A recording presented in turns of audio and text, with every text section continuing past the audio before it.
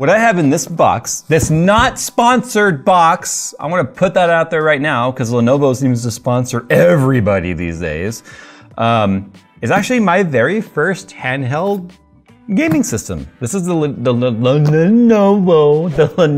Legion Go 1 terabyte. And you know what? The reason why I'm getting this is, or I bought this, I should say. I bought this full price from Best Buy, not even Micro Center because Best Buy is closer. It's because of the fact that when we were at Micro Center doing the tech challenge thing, I saw one on display and I was like, oh, that thing's chunky. The Ally and all that's always been too small in my opinion. And I did actually buy a Switch years ago, like 5 years ago, but that was mostly just for my kids. So it's not even, I don't, and that's a Switch platform. I can't do PC stuff and Steam games and all that on there. So anyway, today we're gonna unbox and look at my Lenovo Legion Go for the very first time. And then I'm gonna hand it to Phil, because he's gonna do the review.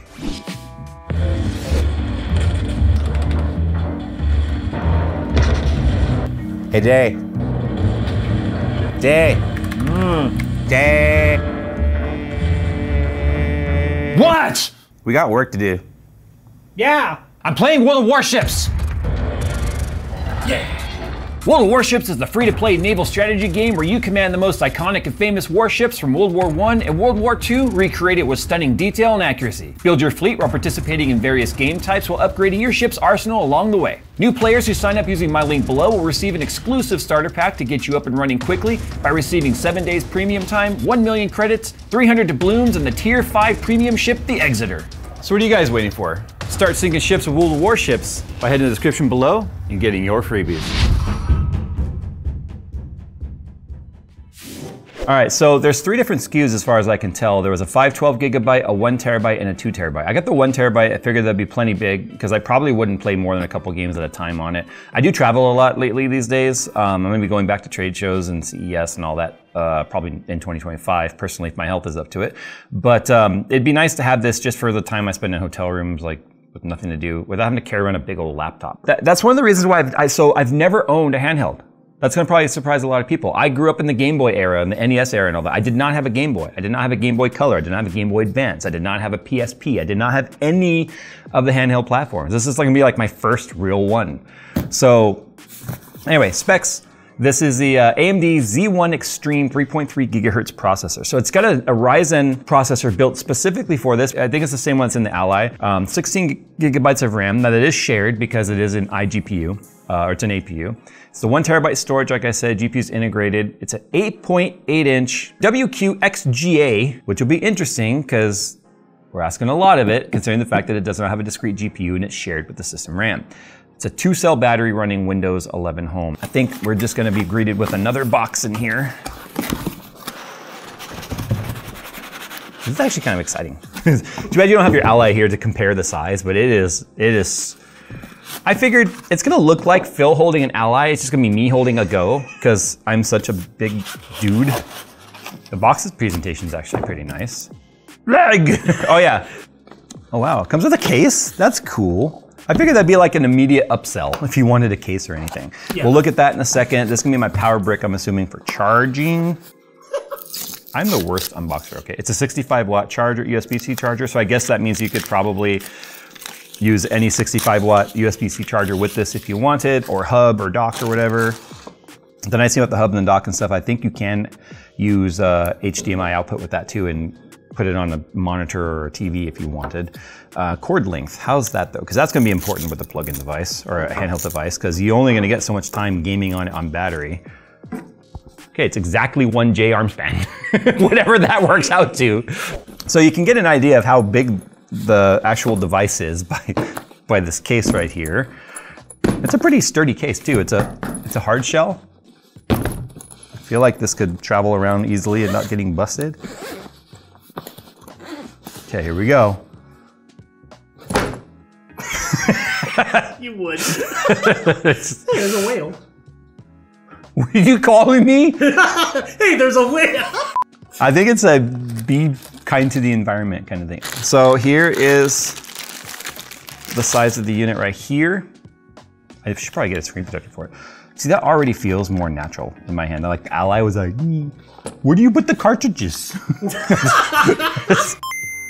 Okay, so what's funny is on the actual like official Legion stuff, it shows like all the parts, and it calls these as thermal holes. Thermal hole. So essentially it's like a built-in Xbox controller, which is really nice. So the port for charging it is on the bottom, which really kind of stinks, because if I want to kickstand this, have it plugged in so I can play. You get 2. Oh wait! Yeah, that's another puzzle. Oh, that's cool. Ah, there we go. So I was thinking like the Switch, how it has to slide all the way up, it just releases. So you could have this like that on the table. And then it needs a thing like the Switch though, you can slide it in so it's like a regular controller. Because this is weird to me. Like I need them together. So I don't know if there's an accessory out there, maybe there is already, that allows this to slide together to be a controller, but I would definitely want that. Okay, so the right mouse goes into this thing for why now? That's what that's for, literally? Yeah, and then you use it on the table. And then... Oh. I was like, it doesn't have a sensor. How would that work? But I see now. So you could, I don't know, that's weird to me. So to put them back on, just go like that. Yeah, pretty simple. They do fit pretty snug, so like it didn't feel very intuitive that I had to slide it up. There, you can hear that click, which is nice. All right, I think this is gonna be the power button right here. Oh, we do have a headphone jack right there as well as combo jack, mic headset. I'm just kind of doing an unboxing and first startup here for this video because I wanted to see it before I hand it off to Phil. So essentially it's full Windows 11. Like it should realistically just be booted up now like a new Windows startup.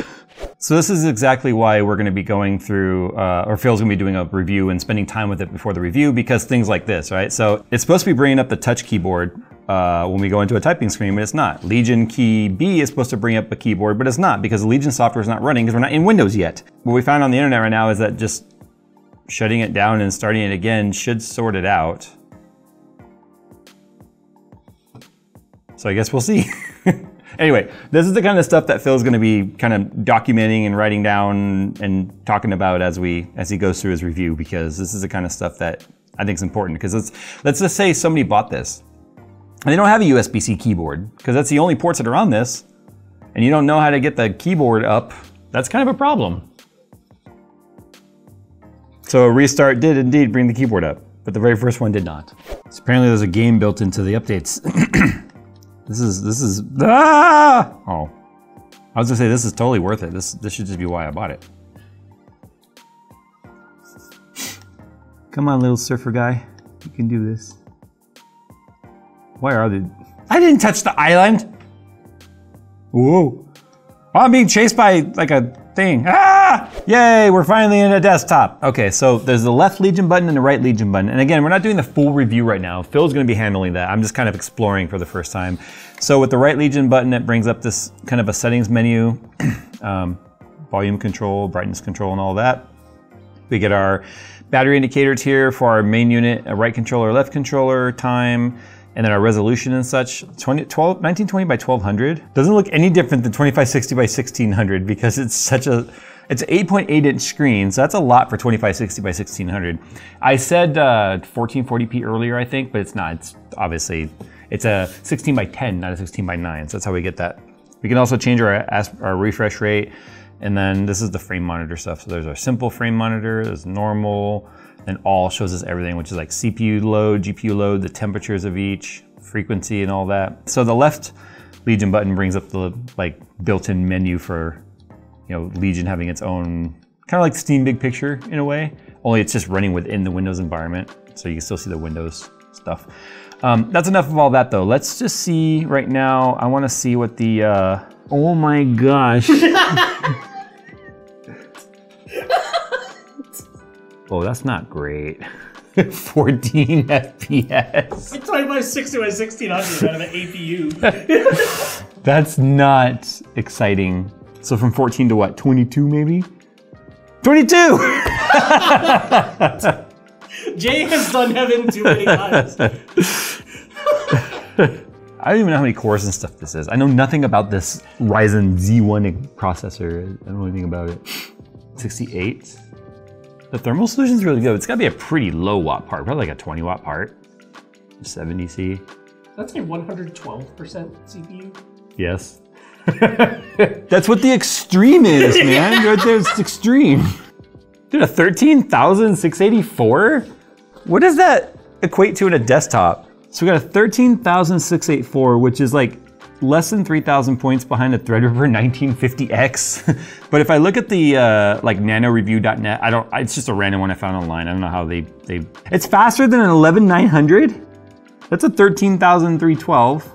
Okay, so it's between an 8600G and a 12600H, which is a laptop. That's actually a pretty beefy laptop. But it's faster than a 10900 desktop, faster than an 11900 desktop, faster than a 3800 XT, faster than the 5900HX. That was an old school big laptop. These are all like laptops. Faster than a 10700KF, faster than a 10700K on battery. So we went for a 13684. Oh, a 10,895. Wow. And was it still in performance mode? Yes, it was. So it didn't change any of that. All right, cool. Well, that's it for today. I just wanted to kind of, this is my first handheld. It's mine. It's mine, not sponsored. I sponsored it with my own grown-up money, okay? So anyway, do me a favor, check out the full review. Probably will be live sometime next week from the time you guys are seeing this, because Phil needs to have time to spend with it and really kind of compare it to his Ally and such. So it takes some time for some of these nuances and stuff to sort of pop up. I felt like 900 bucks for the 2 terabyte version was a bit excessive. As it is, this thing's already expensive enough as it is, as this cost me $749. You could actually build a somewhat decent tower, which would get better gaming performance than this for that price. But you can't carry a tower on a plane.